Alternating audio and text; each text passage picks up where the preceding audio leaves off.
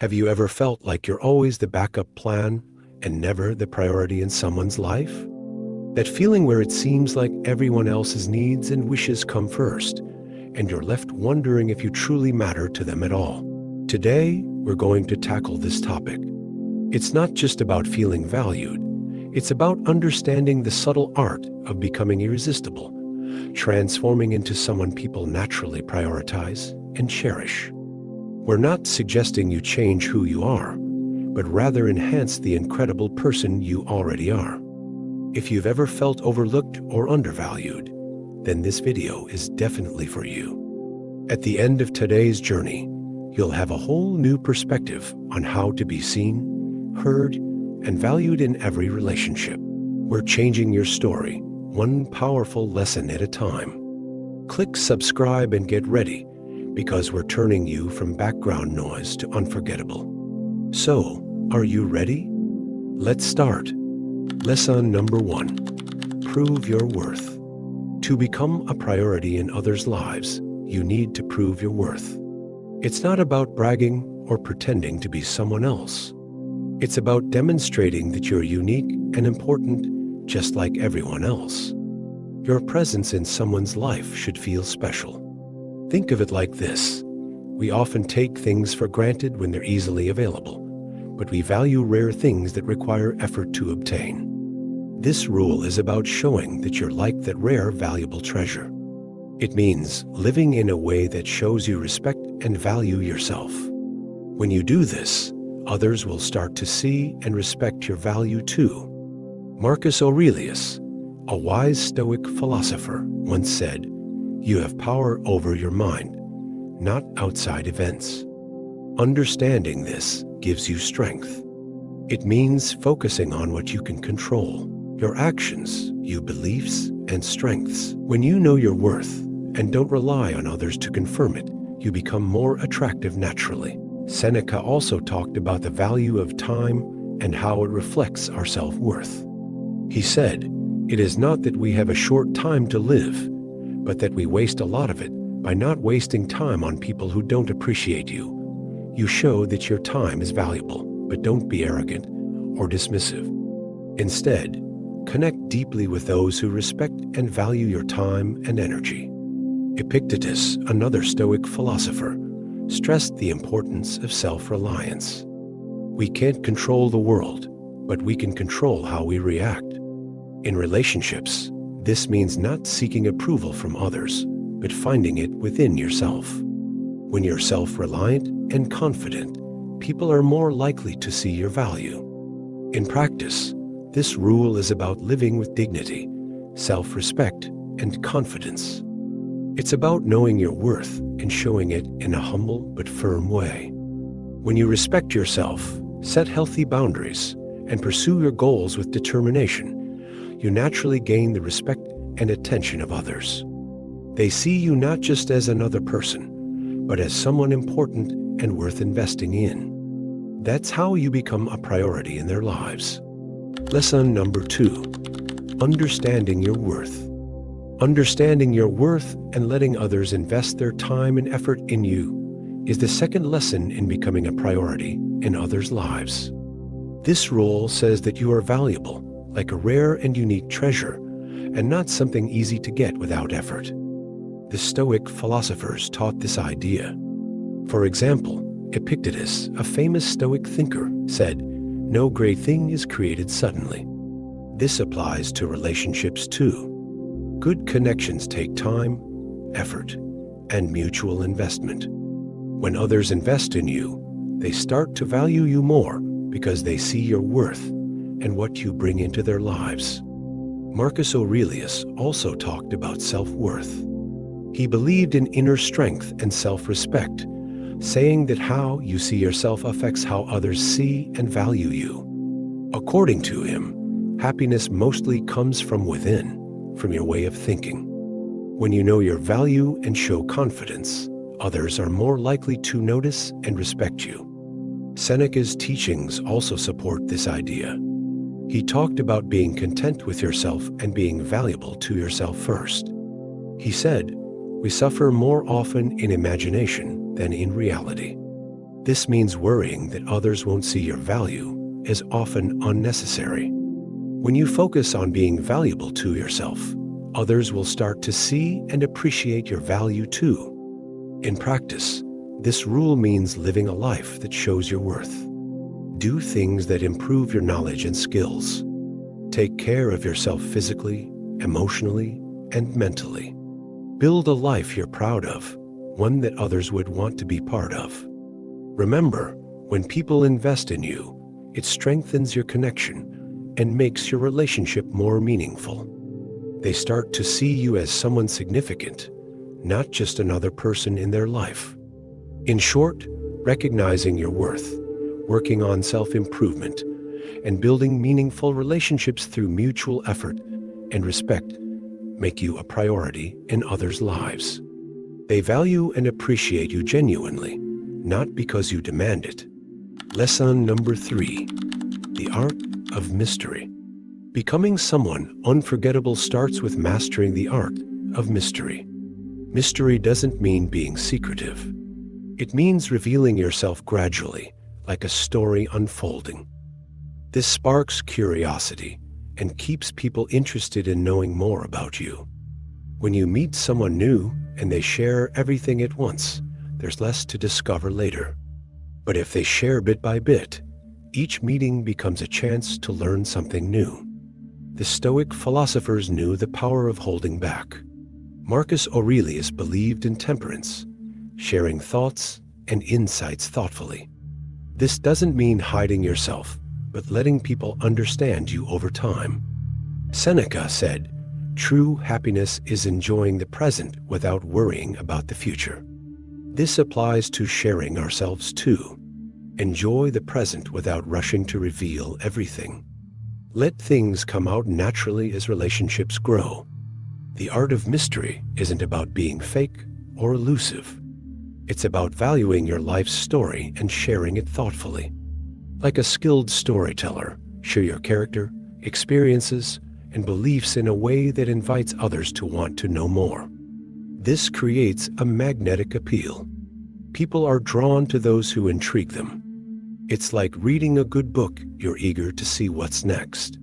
By practicing the art of mystery, you become that captivating book, leaving people eager for every new chapter in your story. Lesson number 4, nurturing your own happiness. Becoming a priority in others' lives involves discovering and nurturing your own happiness.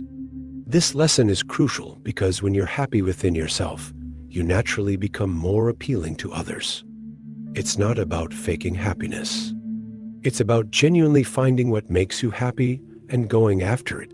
Marcus Aurelius, a Stoic philosopher, taught that happiness comes from within. He said, "The happiness of your life depends upon the quality of your thoughts." This means your joy isn't reliant on others. It starts with your own thoughts and attitude toward life. When you focus on positive thoughts and find happiness in your actions and accomplishments, you exude a confidence and contentment that attracts people. Seneca also stressed the importance of being content with oneself. He believed true happiness is self-generated and not dependent on external factors. According to him, true happiness is enjoying the present moment without worrying about the future. In practical terms, this means living in the moment and appreciating life's joys as they come, rather than always seeking happiness from others. Epictetus, another Stoic philosopher, talked about focusing on what we can control. He advised, "Seek not the good in external things, seek it in yourselves." This reminds us that our happiness shouldn't hinge on others' actions or opinions. Instead, it should be based on our values, activities, and self-care. In real life, this rule means engaging in hobbies you love, spending time with supportive people, and taking care of your physical and mental well-being.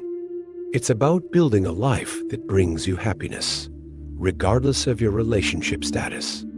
When you're content with yourself and your life, you don't rely on others to fill a void. Instead, you share your complete, happy self with them. This quality is highly attractive and draws others to you, not because you need them to be happy, but because they're drawn to your happiness. In summary, creating your own happiness involves fostering a positive mindset, enjoying the present moment, and finding joy in your life. This inner happiness shines outward, making you someone others want to be around and naturally elevating you to a priority in their lives. Number 5. Embracing your independence. This means embracing your independence and pursuing your interests and goals. It's about making your life fulfilling on your own, rather than relying on others for happiness and purpose. Marcus Aurelius, a wise Stoic emperor, once said, "He who lives in harmony with himself lives in harmony with the universe." This quote perfectly captures this lesson. Living in harmony with yourself means recognizing and chasing your dreams, passions, and goals. When you're content and fulfilled in your own life, it naturally makes you more attractive to others. They see you as someone who is self-sufficient and complete, which draws them towards you. Seneca, another Stoic philosopher, also emphasized self-contentment. He believed our happiness shouldn't depend solely on our relationships with others. Seneca advised, "If you wish to be loved, love." This means before seeking love and validation from others, find love and contentment within yourself. By doing so, you become someone who doesn't demand attention, but naturally attracts it. Epictetus stressed the idea of focusing on what we control: our actions, pursuits, and responses to life's challenges. He said, "We are disturbed not by what happens to us, but by our thoughts about what happens in the context of living your own life." This means not letting your happiness depend too much on how others treat or perceive you. Instead, focus on building a life that brings you joy and satisfaction. Practically, living your own life means engaging in activities you love, whether it's pursuing hobbies, advancing in your career, or spending time with supportive friends and family. It's about setting personal goals and working towards them. When you have a rich and fulfilling life of your own, people naturally want to be part of it. They see you as someone who brings value and joy, not as someone who constantly needs support or validation. In summary, living your own life is about being self-reliant and finding happiness in your personal achievements and activities. It's about being content with who you are and what you have, which in turn makes you more appealing to others. When you live a fulfilling life independently, you naturally become someone others want to prioritize and include in their own lives. Number 6, respect and meet your own needs. This rule stresses the importance of self-care and self-respect. It's about realizing that looking after yourself isn't selfish, it's essential. When you respect and meet your own needs, you radiate self-assurance and worth, which others find appealing and are drawn to. Marcus Aurelius, a notable Stoic philosopher, talked about the power of self-control and inner strength. He said, "You have power over your mind, not outside events." Understanding this gives you strength. This statement underscores the significance of focusing on yourself and your needs. It reminds us that while we can't control how others treat us, we can control how we treat ourselves. Prioritizing your own needs is a way of taking charge of your own life and well-being. Seneca, another Stoic philosopher, stressed the importance of self-reliance and independence. He believed our happiness should come from within, and that we shouldn't rely too much on others for our sense of worth or contentment. He taught that finding fulfillment within ourselves is crucial to living a balanced and harmonious life. Epictetus also shared valuable insights on this topic. He believed in focusing on what we can control: our actions and responses. He said, "We cannot choose our external circumstances, but we can always choose how we respond to them." In the context of prioritizing your own needs, this means taking responsibility for your happiness and well-being instead of expecting others to fulfill those roles. In practice, prioritizing your own needs means setting boundaries in your relationships and ensuring you're not constantly prioritizing others' needs over your own. It involves making time for yourself, whether for relaxation, hobbies, or personal growth. It's about making choices that contribute to your health and happiness, even if it means sometimes saying no to others.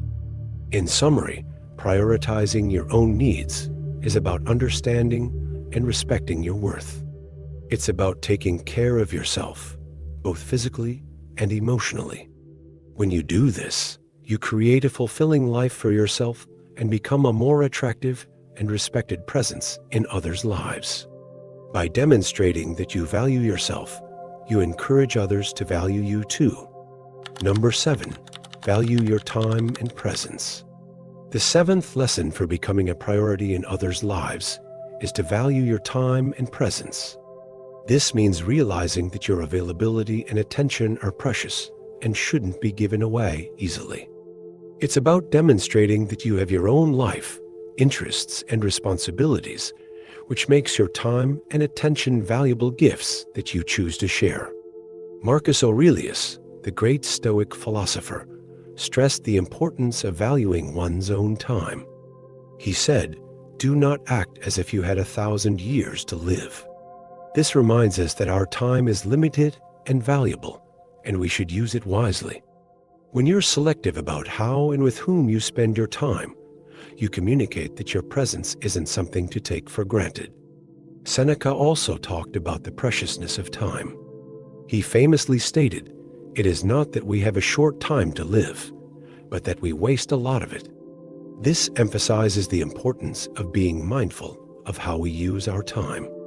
By not always being readily available, you show that you value your own time, which leads others to value it too. Epictetus, another Stoic thinker, believed in focusing on what we can control. He advised spending time on things that enrich and improve our lives.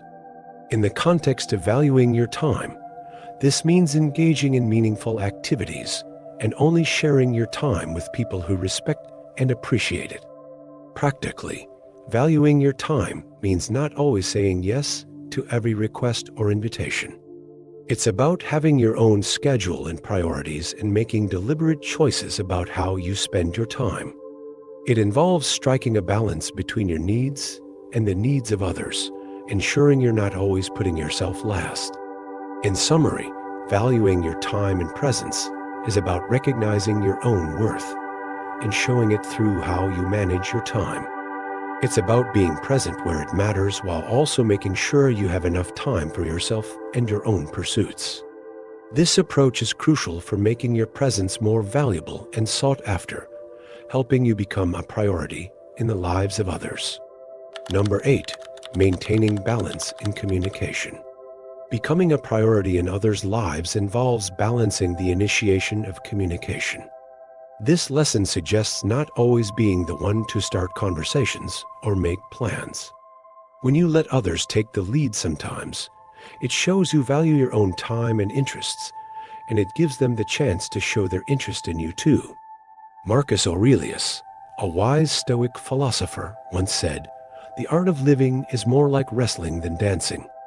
This quote is relevant here because it implies that life, including relationships, requires effort, adaptability, and not always being the one in control. In communication, this means sometimes stepping back and letting the other person take the lead. It's about finding a balance where both people contribute equally to the relationship. Seneca's teachings also support this rule. He believed in the importance of self-reliance and not putting one's happiness entirely in the hands of others. By not always initiating contact, you show that your happiness and worth aren't entirely dependent on the other person. This approach also gives them the opportunity to miss you and reach out, demonstrating their appreciation for your presence in their lives. Epictetus spoke about the value of self-discipline and control in our actions. He said, "We have 2 ears and 1 mouth, so that we can listen twice as much as we speak." Applying this to our rule, it suggests the importance of listening and giving space in communication, not always dominating the conversation. It's about finding a balance between speaking and listening, initiating and waiting. In practice, this rule involves being aware of how often you're the one reaching out first. It's fine to initiate contact, but also give the other person the opportunity to do so. This doesn't mean playing games or keeping score. It's about creating a healthy dynamic where both people feel equally invested in the relationship. In summary, balancing the initiation of communication is about respecting your own time and giving others the space to demonstrate their interest in you. It ensures that the relationship is mutually beneficial and that both parties are equally involved. This balance enriches the relationship and helps you become a priority in each other's lives. Number 9, maintaining balance in your emotions.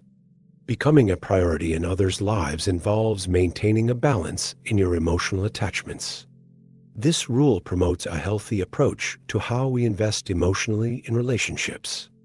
It's about not letting our emotions entirely control our interactions, but rather managing them in a way that fosters self-respect and mutual respect in relationships. Marcus Aurelius emphasized the importance of emotional restraint and rational thinking.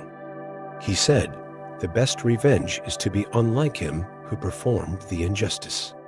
In terms of emotional balance, this means not reacting impulsively or emotionally to situations, but responding thoughtfully.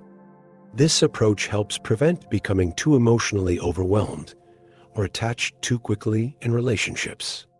Seneca, another Stoic thinker, stressed the importance of controlling one's emotions. He said, "He suffers more than necessary who suffers before it is necessary." This quote underscores the idea of not allowing anxiety or premature emotional responses to dictate our actions. In relationships, it means allowing them to develop naturally without putting too much emotional weight on them prematurely. Epictetus also highlighted the significance of controlling our reactions. He stated, "It's not what happens to you, but how you react to it that matters." Applied to emotional balance, it suggests that while we can't control others' behavior in a relationship, we can control how deeply we allow ourselves to be emotionally affected by it. This isn't about being aloof.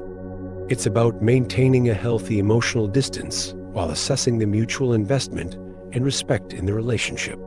In practical terms, this rule involves being mindful of how quickly and intensely you become emotionally attached. It's about taking time to get to know the person and allowing the relationship to develop naturally. This approach not only shields you from potential emotional distress, but also enhances your appeal, showing that you value yourself and the emotional quality of your relationships. In summary, maintaining emotional balance means wisely managing your emotional investments, avoiding rushing into deep emotional attachments, and allowing relationships to evolve naturally. This balanced approach makes you a more stable and appealing partner, increasing your chances of becoming a priority in someone's life. Number 10, have the courage to walk away. The 10th and final lesson in becoming a priority in others' lives is having the courage to walk away from situations or relationships that don't respect or value you. This lesson is about realizing your worth and not fearing to step back when a relationship isn't beneficial to you. It's a strong declaration of self-respect and an important measure to ensure others prioritize you. Marcus Aurelius, a Stoic philosopher, stressed the importance of inner strength and self-respect. He taught, "You have power over your mind, not outside events." Realize this, and you will find strength. This quote is highly relevant to our rule, suggesting that the strength to leave a negative situation comes from within. It's about understanding that while you can't control how others treat you, you can control your response to it. Seneca also emphasized the value of self-worth and not settling for less than you deserve. He said, "As is a tale, so is life. Not how long it is, but how good it is what matters." In relationships, this means prioritizing the quality of connections over simply having someone in your life to avoid being alone. Epictetus, another Stoic philosopher, believed in freedom of choice and personal responsibility. He advised, only the educated are free.